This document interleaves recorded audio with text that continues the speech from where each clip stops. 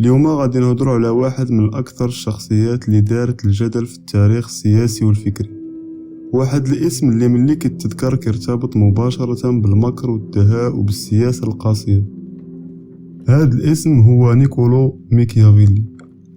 بزاف ديال الناس كيسمعوا عليه، ولكن قليل اللي فعلا فاهم شنو كان كيقصد وشنو الظروف اللي خلاوه يكتب الأفكار اللي كتب، خصوصا في كتابه الشهير الأمير.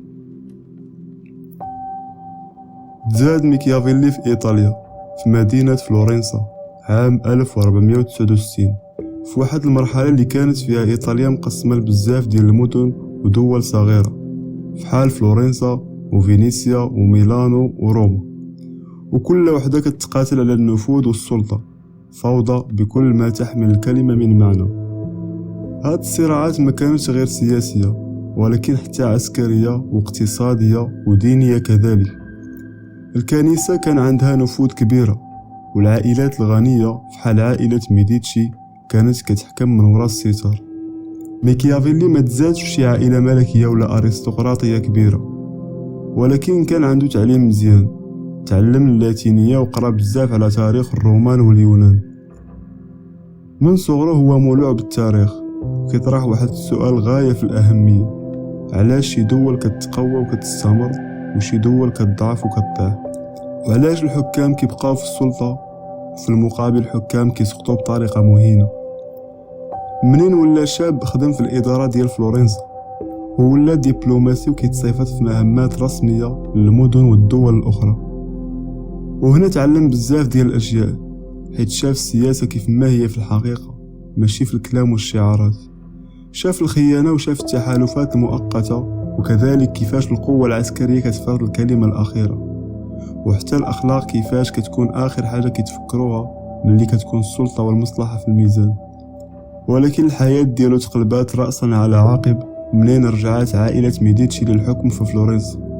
ميكيافيلي تحيد من المنصب ديالو وتشد وتعرض لتعذيب شديد، حيت شكوا فيه بأنه متآمر. من بعد طلقوه، ولكن تعزل من السياسة وتنفى للحياة الخاصة. وهنا بالضبط في هذه العزلة كتب أهم الأعمال ديالو، على رأسها كتاب الأمير. هذا الكتاب ما تكتبش باش يكون كتاب أخلاقي ولا كتاب نصائح ديني، ولكن تكتب باش يكون دليل عملي للحاكم كيفاش يوصل للحكم، كيفاش يبقى فيه. ميكيافيلي ما كانش كيهضر على كيفاش خاص يكون الحاكم، ولكن على كيفاش كيكون الحاكم في الواقع. من أشهر الأفكار اللي ترتبطت ميكيافيلي هي فكرة الغاية تبرر الوسيلة. صحيح أنه ما ذكراش في شي كتاب بصيغة حرفية، ولكن المعنى كان كاين. بمعنى إذا كان الهدف هو الحفاظ على الدولة والاستقرار ديالها، فبعض الوسائل القاسية ممكن تكون ضرورية. بالنسبة لي الفوضى والضعف أخطر بزاف من القسوة المؤقتة، وهذه الفكرة كنشوفوها كذلك في العصر الحالي ديالنا. مثلا ملي كتفرض الحكومات قوانين صارمة في الأزمات فحال الأوبئة والكوارث الاقتصادية، بزاف الناس كيعترضوا، ولكن من بعد كيبان باللي الهدف كان تفادي الأسوأ فقط. ميكيافيلي كيقول باللي الحاكم ما خصوش يعتمد غير على الحب ديال الشعب ولا غير على الخوف، ولكن خصو يعرف يوازن بيناتهم. إذا كان مضطر أنه يختار، فالأفضل أن الناس تكون كتخاف منك على أنهم يحبوك، حيث الحب عاطفة كتبدل، ولكن الخوف كيبقى مرتبط بالعقاب. من هنا كيهضر على مسألة الأخلاق، وكيقول باللي السياسة عندها منطق خاص بها، ماشي نفس منطق الحياة اليومية. الحاكم ما يقدرش يكون ديما صادق ورحيم وعادل، حيث حتى الناس العاديين براسهم ماشي ديما صادقين وأوفياء. وكيعطي مثال مشهور الأسد والثعلب. الحاكم خصو يكون أسد في القوة ديالو والكاريزما ديالو، في حال الثعلب في الدهاء والذكاء. في العالم ديالنا اليوم السياسي أو المدير الناجح هو اللي كيعرف يبان قوي في المواقف اللي خاص فيها الحزم، ويتمتع بمرونة وذكاء في المفاوضات ديالو. اللي كيعتمد غير على القوة كيتعزل، واللي كيعتمد غير على الذكاء بلا قوة ما كيتضرب ليش حساب.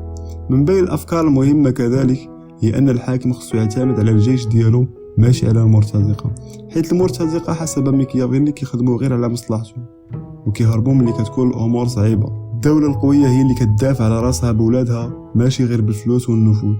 ميكيافيلي كان متأثر بزاف بالتاريخ الروماني، وكان كيشوف باللي القوة ديال روما ما جاتش من الأخلاق المثالية، ولكن من التنظيم ومن القوانين ومن الواقعية السياسية. وكيأكد باللي الحاكم الذكي هو اللي كيقرا التاريخ، لأن التاريخ يعيد نفسه والطبيعة البشرية كتبقى هي. كتاب الأمير تفسر بطرق مختلفة. شي ناس شافوه كتاب خطير كيشجع على الظلم، في المقابل الناس شافوه كتاب صادق كيكشف الوجه الحقيقي للسياسة. الكنيسة حرمته واعتبرته خطر حيث فصل بين السياسة والأخلاق الدينية، ولكن اليوم كيتقرا في الجامعات وكيعتبروه واحد من الأسس ديال علم السياسة، حيث ما كيبيعش الوهم ولكن كيهضر على الإنسان كيف ما هو بالضعف ديالو وبالطموح ديالو للسلطة.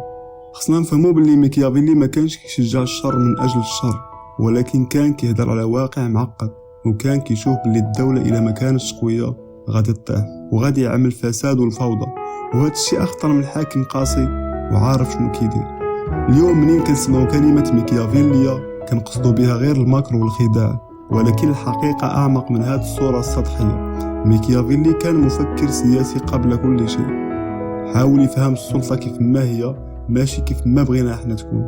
في الأخير نقدر نقولوا باللي ميكيافيلي خلى لنا إشكالية مازال مطروحة لحد الآن. واش يمكن تكون السياسة 100% أخلاقية ولا خصها تبقى مجال للواقعية القاسية؟